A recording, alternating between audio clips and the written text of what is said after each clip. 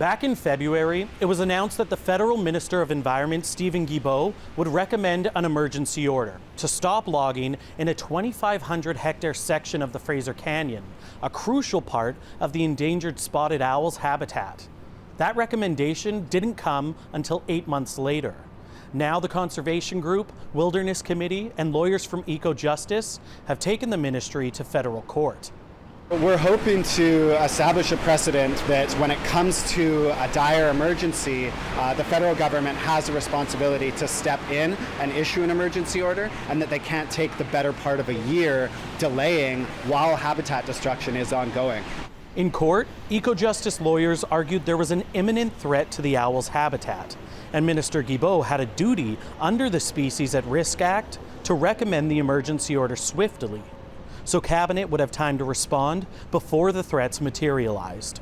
This is a very endangered bird. There's only one wild-born left in the wild, and they're over a very, very small area that the BC government continues to approve logging in. The legal challenge has the support of the SPM First Nation, whose territory the owl calls home. The nation has fought for the protection of the species and the old growth. There's this term no net loss, where if they take some trees here, they can leave other trees there. And we're saying right now, no, the pie is already cut up. There's only crumbs left. We need to make sure the next generation has something. Earlier this month, the federal government chose not to issue an emergency order, despite Minister Guilbeault's recommendation, adding that collaboration with British Columbia and First Nations is the preferred approach.